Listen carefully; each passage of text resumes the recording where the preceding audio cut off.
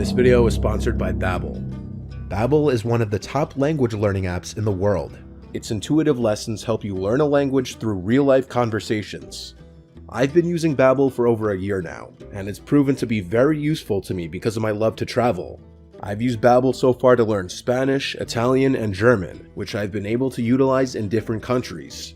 A lot of students dread language classes in high school and college, but Babbel takes a more fun and hands-on approach that makes learning a new language easier.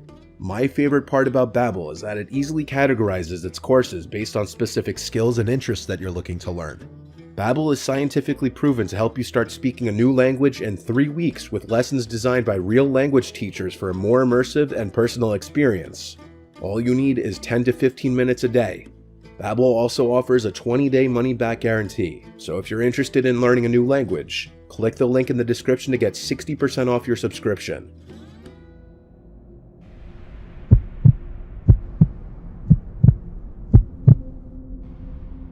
I've had 3 girlfriends in my life.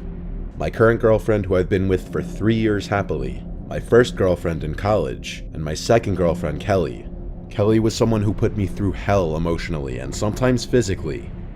I'll start from the beginning. Kelly and I matched on Bumble, and upon seeing that we both attended the same college, we based our conversation off that and any people that we may have mutually known. After seeing each other for about a month, we made it official, and we dated for about 6 months. Like most relationships, at first everything seemed great, and we got along fine. But the illusion of being a happy couple faded after a few months, when Kelly would start becoming very controlling and downright obsessive over knowing what I was doing at all times. The longer we dated, the more I realized she didn't have many friends at all, maybe 1 or 2, that's about it. So when I would go out to see my friends on the weekends without her, she would always obsessively text me every 15 minutes asking me for proof of where I was. If I were ever to be at a bar without her, she'd throw a fit. She'd make me share my location with her after 4 or 5 months of dating. It got to the point I couldn't handle it anymore. She had too much time on her hands to worry about what I was doing constantly. I couldn't even go see my friends without constantly being attacked and interrogated by her. But one night, things escalated far worse than they ever had. Admittedly, I ended up at a bar and very drunk with a group of my drinking buddies. We started at my friend Kevin's house, and I didn't intend on ending up at a bar. When I got home, Kelly was waiting in front of my mom's house for me, with a batshit crazy look on her face. This was one of the first nights that she laid hands on me, repeatedly hitting me while screaming I'm a dirty cheater and other insane things, all while outside causing a scene for the neighbors to hear. After I had to grab her arms to get her to stop, she shouted things like "Get off me, I'm calling the police." So I let go and told her we're done. This was officially when I broke up with her, and her response was not good. Every single day I received paragraphs upon paragraphs, ranging from angry to alleged regretfulness back to angry. Eventually, I felt more comfortable blocking Kelly for a while, but that wasn't the end. One of my friends who followed her on Instagram still sent me a screenshot of the picture she posted with this big, ugly, muscular guy who looked like he wanted to kill the person taking the picture. I made a joke to my friends saying, "Wow, I see she upgraded." Kelly did the unimaginable though. I was all cozy in my bed, in the perceived safety of the house. I was home alone, as I usually was living in my parents' house. That was when I heard a pounding at the front door downstairs. I jumped out of bed and went out to the living room to listen. There was a man's screams from the other side. He was screaming, "Open up, pussy." I didn't acknowledge him. I didn't want him to know I was home. Then some random number was calling my phone. When I didn't pick up, I got a text from someone threatening to kill me and telling me to open the door before he breaks the window. I ignored these and called 911. I heard glass breaking from outside. I looked out my window and I saw a familiar, huge bearded guy right by my SUV. He was smashing my windows. I recognized the guy to be from Kelly's picture. As I was on the phone with 911, I explained that my crazy ex-girlfriend sent her current boyfriend to my house to threaten me, and he was currently damaging my vehicle. I answered a bunch of questions as police were en route. All the while the man kept screaming things from outside and pounding on my door and sending threatening texts. Police showed up surprisingly quickly to my relief, and they caught the guy still in front of my house. They saw him step off the front stoop after he saw the cop car pulling up. I went outside right away and showed the police my car and the texts. And the big, roid-raging man was still yelling at me that I'm gonna fucking pay for talking shit about him to Kelly. I told him I hadn't spoken to Kelly in months, and he said, "Oh yeah, what about the texts?" as he was in handcuffs already. I said, "What texts?" and he accused me of being a bullshitter. So after he was brought away in one of 2 police cars, I gave the second police officer whatever information he needed of the situation between Kelly and I, and he told me I had a good case for harassment and should definitely file for a restraining order immediately. He told me to head to the precinct the next day, which is what I did, but I also unblocked Kelly and asked her what she said to her boyfriend and why. And after she responded claiming she had no idea what I was talking about, I sent her a long text giving her a piece of my mind, basically telling her about my getting a restraining order and telling her to seek help. I never heard from her again, nor her crazy, roid-raging, now ex-boyfriend. According to my friend, she deleted the picture with him literally the next day after that happened.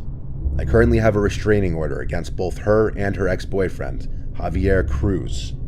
Be careful who you decide to date. There's a whole lot of crazy out there. I am so excited to bring you this video today. I want to share with you the 4 biggest mistakes that you could be making right now if you are a buyer. So number 1, waiting to buy. In most areas, especially in the established neighborhoods, inventory is at a historical low. And so when these inventories are low and demand exists, prices are not going to drop unless the house is undesirable. And as inventory rises winter to spring and spring to summer, demand will naturally follow because of this timing, school being out, etc. Now let's look at the other side of the coin and focus on the conversation when it comes to new construction. Right now we have insanely high amounts of inventory, so prices have dropped and incentives have increased. Now we couple that with the stagnation that we've seen in the market caused by the increased interest rates. Builders have slow or even ceased the starts of new inventory homes right now. So I really personally think it's the time to buy, because once demand increases, inventory will evaporate without replacement because the builders slowed or even stopped 3 to 6 months ago, which will once again drive up prices on that limited supply. And on top of that, interest rates will be lowering more as we go over the next couple months. And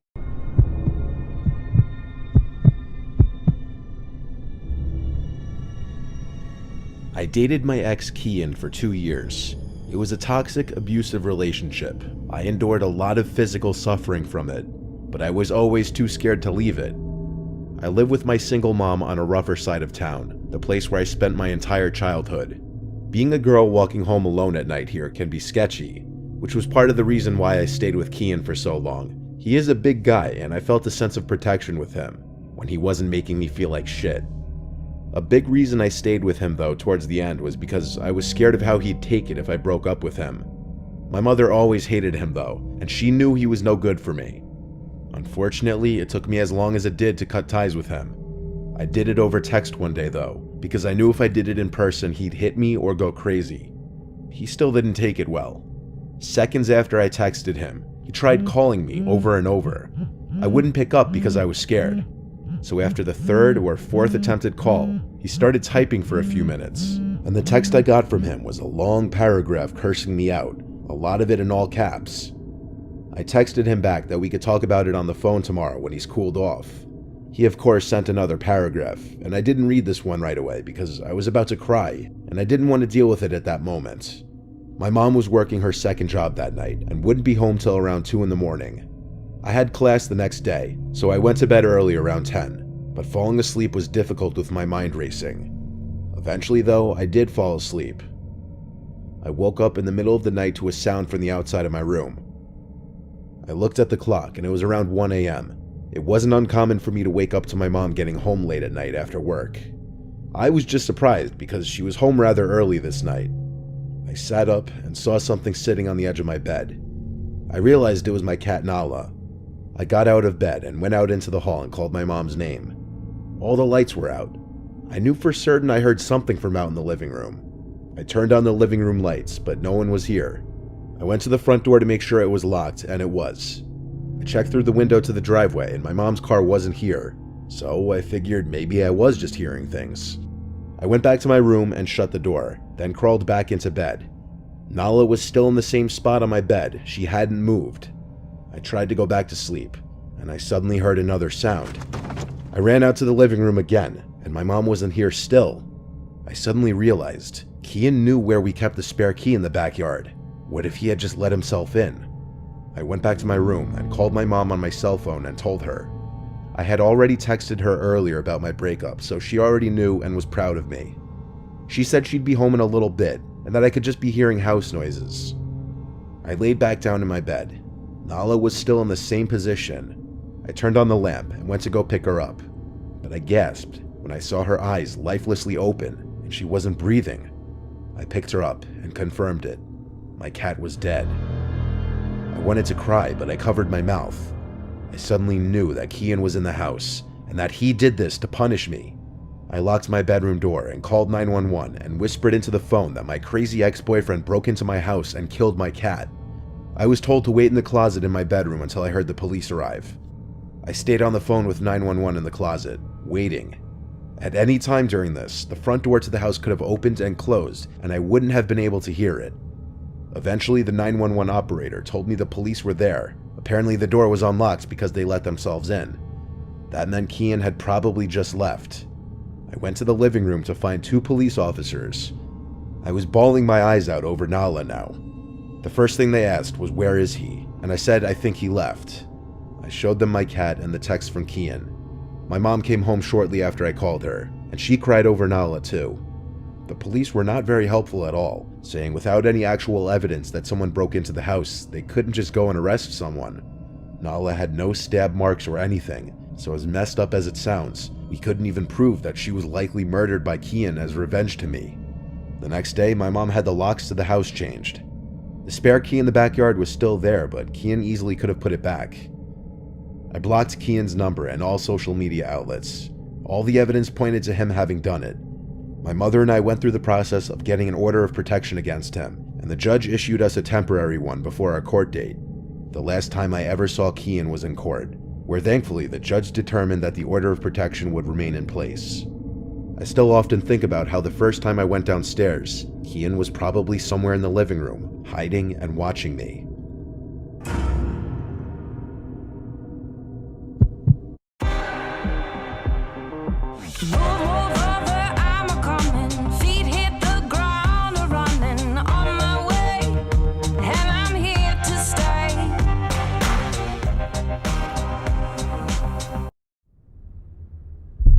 It's been 2,190 days. Dude, Rihanna, we waited for you. It's been over 6 years since the 9-time Grammy winner dropped her last album. Everybody's waiting where for. have you been? We've been impatiently waiting for the last project we got from Rihanna. The fans just predicted the end of And Rihanna's everybody has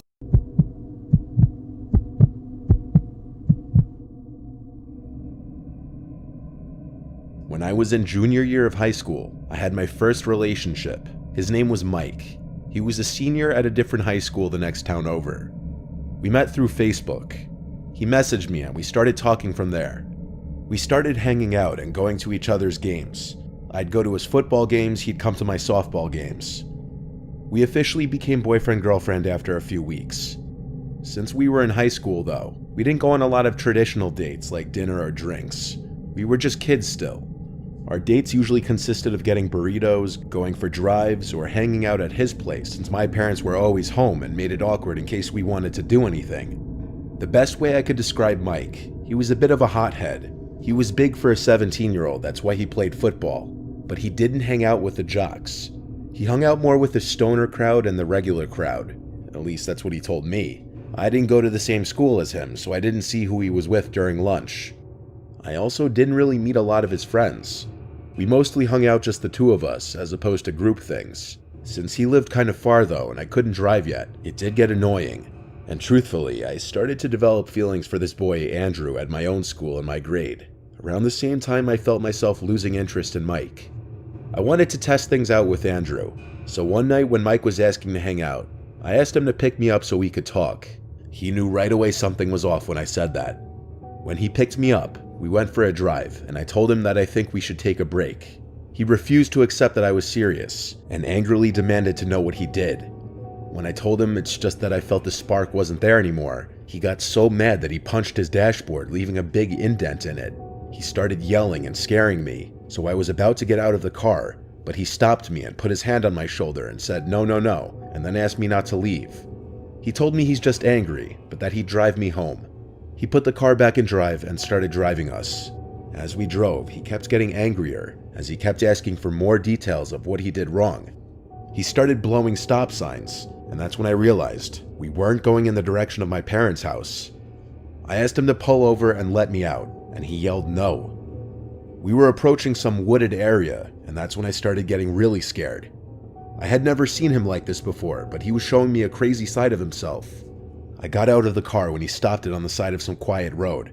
He yelled for me to come back, but I didn't. My mom came to pick me up. Mike sent me an apology text later that night that I didn't respond to. 2 nights later, I left my house to walk to Andrew's house, who I had plans to hang out with. He lived only 2 blocks away from me. On my way there, I spotted someone across the street, not too far behind me, walking about the same pace as me. They were wearing a hoodie with the hood up. I couldn't see their face. Foot traffic on our block wasn't too common, but it also wasn't super weird either. The closer I got to Andrew's house, the closer the person across the street got. As I continued up the street, I turned again and saw the person was now on the same side of the street as me. My heart started to race. I started walking faster.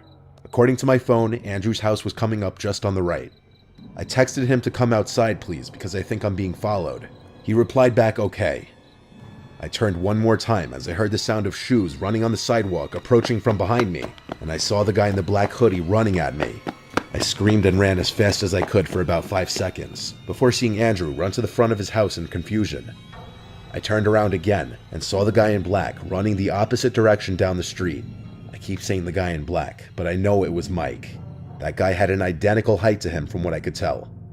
A few instances happened after that, like getting calls with no caller ID and seeing Mike's car parked outside my parents' house in the middle of the night. My parents were aware of what was going on, and one day, my dad drove us over to Mike's house and knocked on the front door while I was in the car and had a long, loud talk with Mike's parents. I lowered the windows to listen, and most notably what my dad yelled was that he doesn't care how old Mike is, that it's still harassment, and if he keeps trying to contact me in any way, that we'd get police involved. It worked. Mike stopped trying to contact me after that. For those wondering, Andrew and I ended up dating for around a year. My relationship with Mike was an early lesson in my life to watch out for red flags.